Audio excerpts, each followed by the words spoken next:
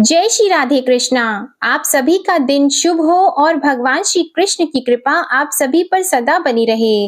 भागवत कथा में आप सुन रहे हैं स्कंद 7। इससे पहले के अध्याय में आपने सुना था कि किस प्रकार नरसिंह भगवान ने हिरण्यकशिपु का वध किया था। आज के अध्याय में आप सुनेंगे कि प्रहलाद जी के द्वारा नरसिंह भगवान की स्तुति, प्रहलाद जी के राज्य अभिषेक और त्रिपुर दहन की कथा और स्त्री धर्म के निरूपण का वर्णन। नारद जी कहते हैं, इस प्रकार ब्रह्मा, शंकर आदि सभी देवगण नरसिंह भगवान के क्रोध आवेश को शांत न कर सके और न ही उनके पास जा सके। किसी को उसका ओर छोर नहीं दिखता था। देवताओं ने उन्हें शांत करने के लिए स्वयं लक्ष्मी जी को भेजा। उन्होंने जाकर जब नरसिंह भगवान का वह महान अद्भुत रूप देखा, तब भयवश वे भी उनके पास तक न जा सकी। उन्होंने ऐसा अनूठा रूप न कभी देखा और न कभी सुना था।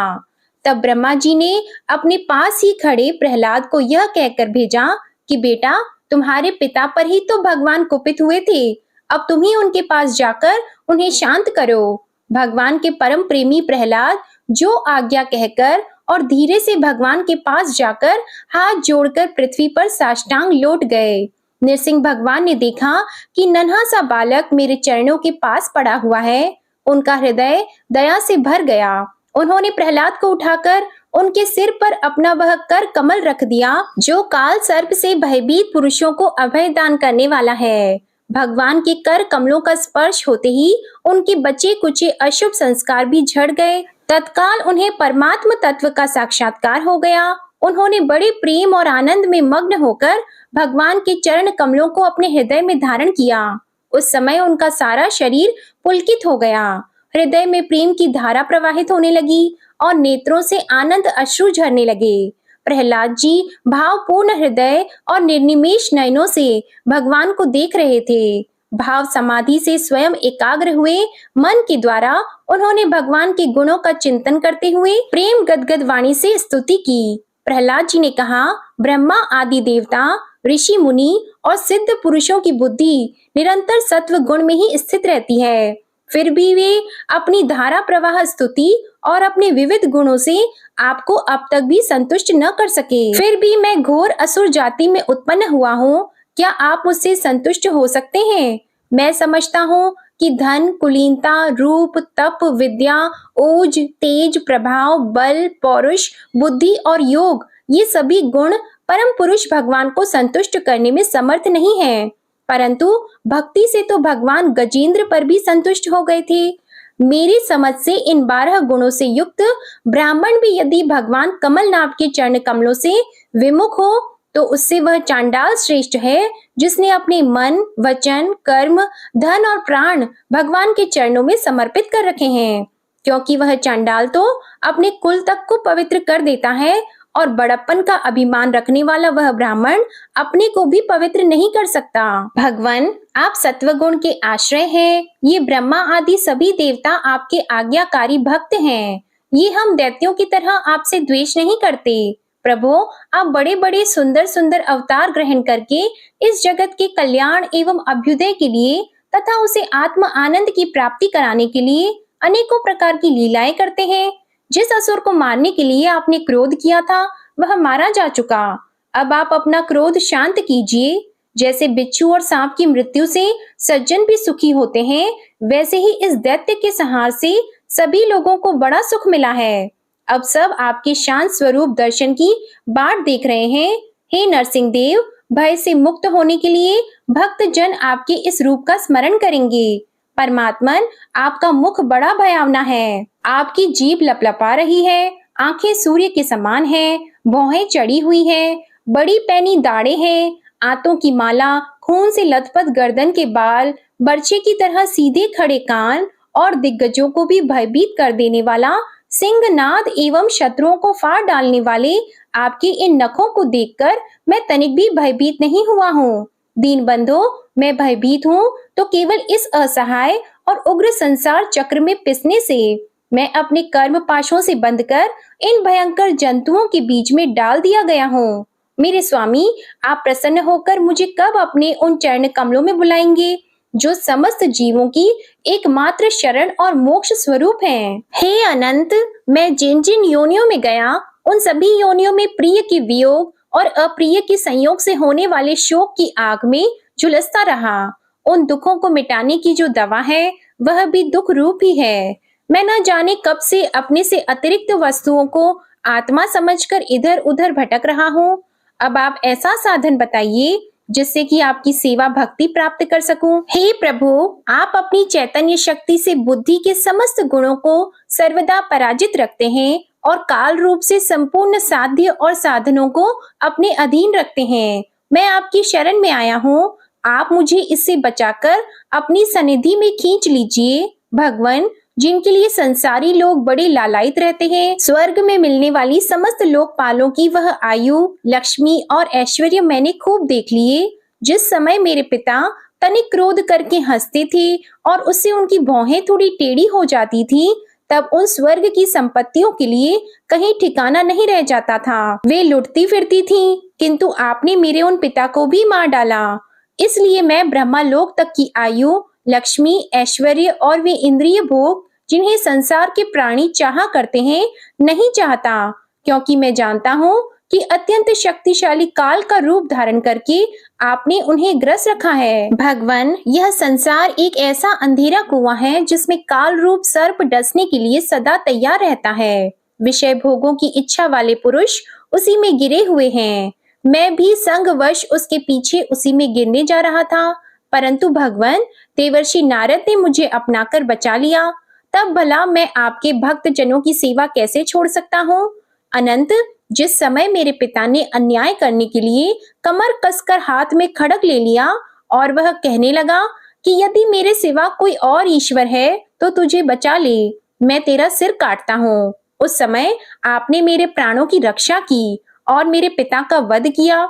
मैं तो समझता हूँ कि आपने अपने प्रेमी भक्त सनकादि ऋषियों का वचन सत्य करने के लिए ही वैसा किया था। भगवान, यह संपूर्ण जगत एकमात्र आप ही हैं, क्योंकि इसके आदि में आप ही कारण रूप से थे, अंत में आप ही अवधि के रूप में रहेंगे और बीच में इसकी प्रतीति के रूप में केवल आप ही हैं। आप अपनी काल शक्ति से प्रकृति के गुणों को प्रेरित करते हैं, इसलिए यह ब्रह्मांड आपका ही शरीर है। पहले यह आप में ही लीन था। जब प्रलयकालीन जल के भीतर शेष शैया पर शयन करने वाले आपने योग निद्रा की समाधि त्याग दी, तब वट के बीच से विशाल वृक्ष के समान आपकी नाभि से ब्रह्मांड कमल उत्पन्न हुआ। उस पर सूक्ष्मदर्शी ब्रह्मा जी प्रकट हुए। जब उन्हें कमल के सिवा और कुछ भी दिखाई न पड़ा, तब अपने में बीज रूप से व्याप्त आपको वे न जान सके और आपको अपने से बाहर समझकर जल के भीतर घुसकर 100 वर्षों तक ढूंढते रहे, परंतु वहां उन्हें कुछ नहीं मिला। यह ठीक ही है, क्योंकि अंकुर उग आने पर उसमें व्याप्त बीज को कोई बाहर अलग कैसे देख सकता है। ब्रह्मा को बड़ा आश्चर्य हुआ। वे हार कर कमल पर बैठ गए। बहुत समय बीतने पर तीव्र तपस्या करने से जब उनका हृदय शुद्ध हो गया, तब उन्हें भूत, इंद्रिय और अंतःकरण रूप अपने शरीर में ही ओतप्रोत रूप से स्थित आपके सूक्ष्म रूप का साक्षात्कार हुआ। ठीक वैसे ही जैसे पृथ्वी में व्याप्त उसकी अति सूक्ष्म तन्मात्रा गंध का होता है। विराट पुरुष सहस्त्रों मुख, चरण, सिर, हाथ, जंघा, नासिका, मुख, कान, नेत्र, आभूषण और आयुधों से संपन्न था। 14 लोक उसके विभिन्न अंगों के रूप में शोभायमान थे। वह भगवान की एक लीलामयी मूर्ति थी। उसे देखकर ब्रह्मा जी को बड़ा आनंद हुआ।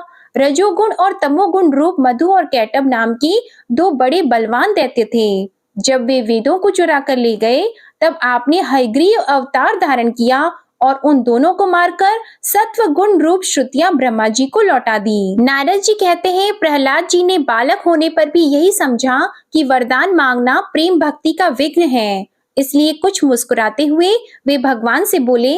प्रहलाद जी ने कहा, प्रभु, मैं जन्म से ही विषय भोगों में आसक्त हूँ। अब मुझे इन वरों के द्वारा आप लुभाइए नहीं।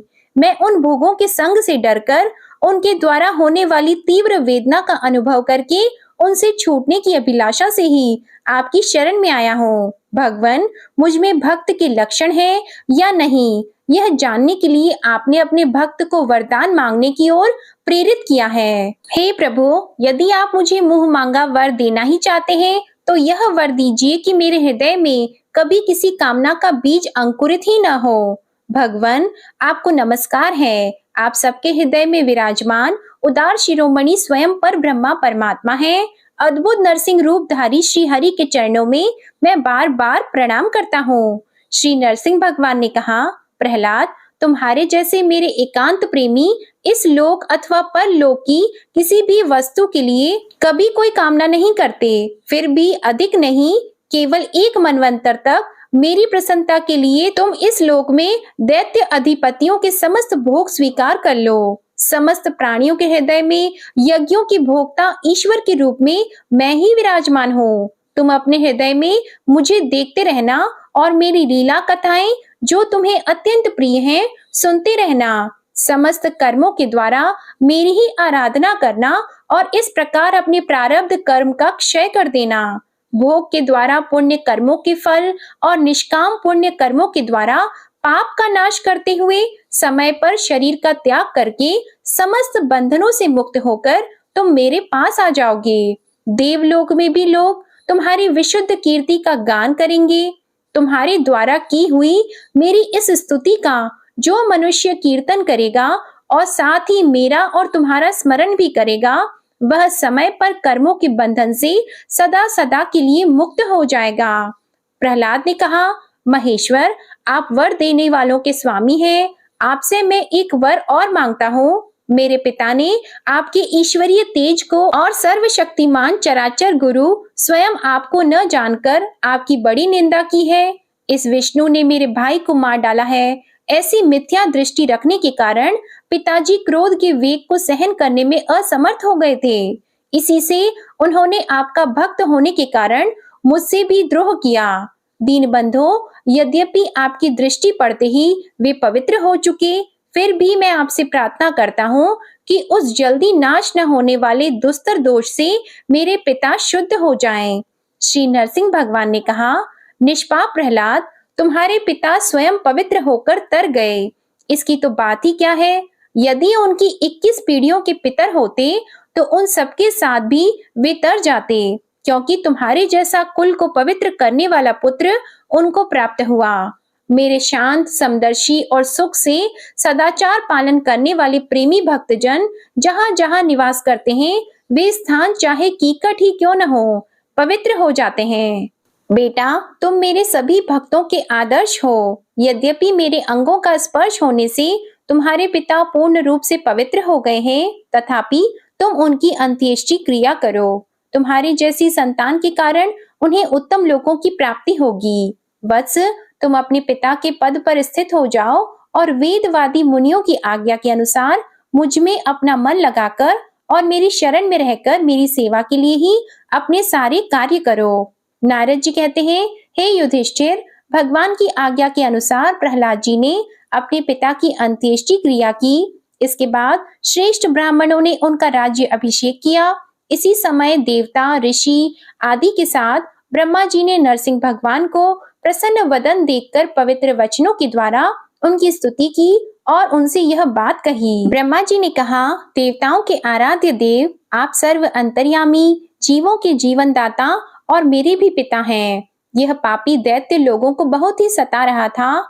यह बड़े सौभाग्य की बात है कि आपने इसे मार डाला। मैंने इसे वर दे दिया था कि मेरी सृष्टि का कोई भी प्राणी तुम्हारा वध न कर सकेगा। इससे यह अभिमानी हो गया था। तपस्या, योग और बल के कारण अभिमानी होकर इसने समस्त वेद विधियों का उच्छेद कर दिया था। यह भी बड़े सौभाग्य की बात है कि इसके पुत्र परम भागवत शुद्ध हृदय नन्हे से शिशु प्रहलाद को आपने मृत्यु के मुख से छुड़ा दिया, तथा यह भी बड़े आनंद और मंगल की बात है कि वह अब आपकी शरण में है। भगवान, आपके इस नरसिंह रूप का ध्यान जो कोई एकाग्र मन से करेगा, उसे यह सब प्रकार के भय से बचा लेगा। यहाँ तक कि मारने की इच्छा से आई हुई मृत्यु भी उसका कुछ न बिगाड़ सकेगी। श्री नरसिंह भगवान बोले, ब्रह्मा जी, आप दैत्यों को ऐसा वर न दिया करें जो स्वभाव से ही क्रूर हैं। उनको दिया हुआ वर तो वैसा ही है जैसा सांपों को दूध पिलाना। नारद जी कहते हैं, हे युधिष्ठिर, नरसिंह भगवान इतना कहकर और ब्रह्मा जी के द्वारा की हुई पूजा को स्वीकार करके वहीं अंतर ध्यान हो गए। इसके बाद प्रहलाद जी ने भगवत स्वरूप ब्रह्मा शंकर की तथा प्रजापति और देवताओं की पूजा करके उन्हें माथा टेक कर प्रणाम किया। तब शुक्राचार्य आदि मुनियों के साथ ब्रह्मा जी ने प्रहलाद को समस्त दानव और दैत्यों का अधिपति बना दिया। फिर ब्रह्मा आदि देवताओं ने प्रहलाद का अभिनंदन किया और उन्हें शुभ आशीर्वाद दिए। प्रहलाद जी ने भी यथा योग्य सबका सत्कार किया और वे लोग अपने अपने लोकों को चले गए। हे युधिष्ठिर, इस प्रकार भगवान के वे दोनों पार्षद जय और विजय दिति के पुत्र दैत्य हो गए थे। वे भगवान से वैर भाव रखते थे। उनके हृदय में रहने वाले भगवान ने उनका उद्धार करने के लिए उन्हें मार डाला।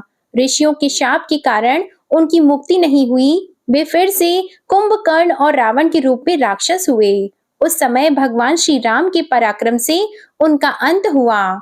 युद्ध में भगवान श्री राम के बाणों से उनका कलेजा फट गया। वहीं पड़े पड़े पूर्व जन्म की भांति भगवान का स्मरण करते करते उन्होंने अपने शरीर छोड़े। वे ही अब इस युग में शिशुपाल और धनवक्त्र के रूप में पैदा हुए थे।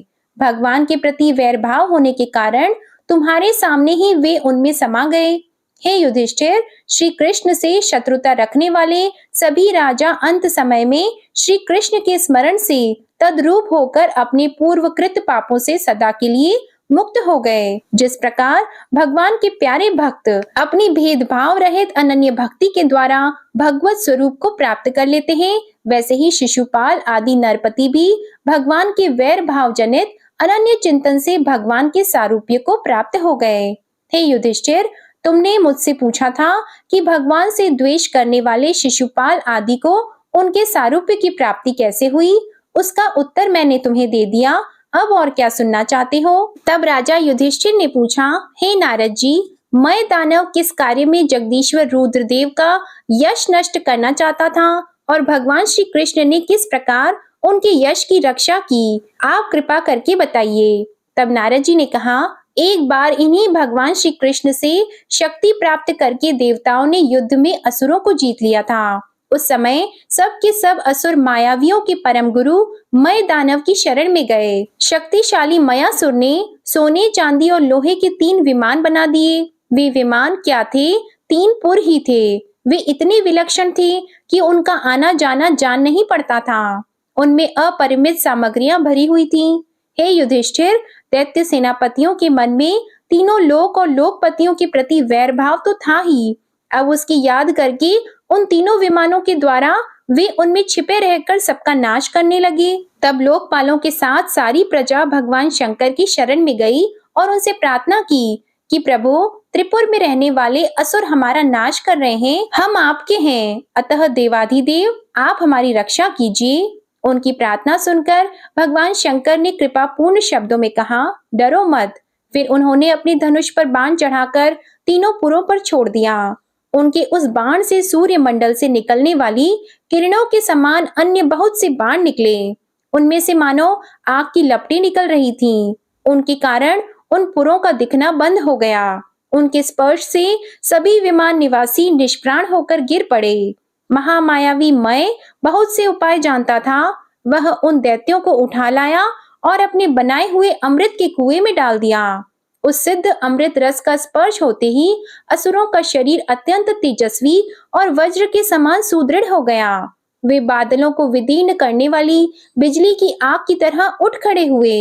इन्हीं भगवान श्री कृष्ण ने जब देखा कि महादेव जी तो अपना संकल्प पूरा न होने के कारण उदास हो गए हैं, तब उन असुरों पर विजय प्राप्त करने के लिए इन्होंने एक युक्ति की। यही भगवान विष्णु उस समय गौ बन गए और ब्रह्मा जी बछड़ा बने। दोनों ही मध्याह्न के समय उन तीनों पुरों में गए और उस सिद्ध रस के कुएं का सारा अमृत पी गए। यद्यपि उसके रक्षक दैत्य इन दोनों को देख रहे थे, फिर भी भगवान की माया से वे इतने मोहित हो गए कि इन्हें रोक न सके।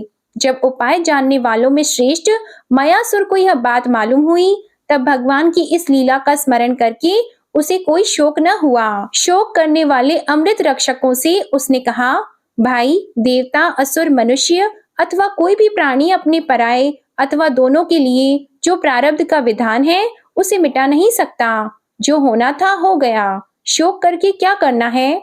इसके बाद भगवान श्री कृष्ण ने अपनी शक्तियों के द्वारा भगवान शंकर के युद्ध की सामग्री तैयार की।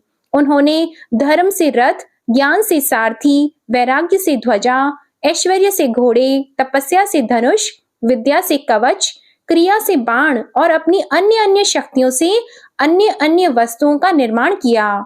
इन सामग्रियों से सज धजकर भगवान शंकर रथ पर सवार हुए एवं धनुष बाण धारण किया।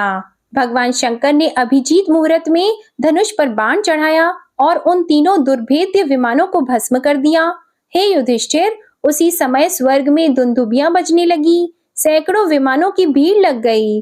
देवता, ऋषि, पितर और सिद्धेश्वर आनंद से जय जयकार करते हुए पुष्पों की वर्षा करने लगे। अप्सराएं नाचने और गाने लगी। हे युधिष्ठिर, इस प्रकार उन तीनों पुरों को जलाकर भगवान शंकर ने पुरारी की पदवी प्राप्त की और ब्रह्म आदिकों की स्तुति सुनते हुए अपने धाम को चले गए।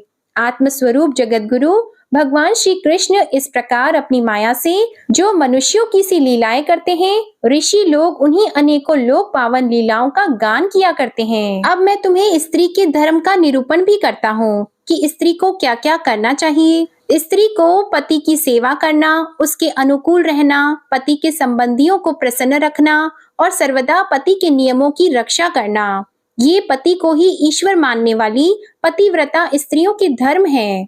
साध्वी स्त्री को चाहिए कि झाड़ने बुहारने, लीपने तथा चौक पूरने आदि से घर को और मनोहर वस्त्र आभूषणों से अपने शरीर को अलंकृत रखे, सामग्रियों को साफ सुथरी रखे, अपने पतिदेव की छोटी बड़ी इच्छाओं को समय के अनुसार पूर्ण करें, विनय, इंद्रिय संयम, सत्य एवं प्रिय वचनों से प्रेम पूर्वक पतिदेव की सेवा करे, जो कुछ मिल जाए उसी में संतुष्ट रहे, किसी भी वस्तु के लिए ललचाए नहीं, सभी कार्यों में चतुर एवं धर्मज्ञ हो, सत्य और प्रिय बोले, अपने कर्तव्य में सावधान रहें, पवित्रता और प्रेम से परिपूर्ण रहे। जो लक्ष्मी जी के समान पति परायणा होकर अपने पति की उसे साक्षात भगवान का स्वरूप समझकर सेवा करती हैं, उसके पतिदेव वैकुंठ लोक में भगवत सारूप्य को प्राप्त होते हैं और वह लक्ष्मी जी के समान उनके साथ आनंदित होती हैं। जय श्री कृष्णा। हर हर महादेव। आज की कथा यहीं समाप्त होती है।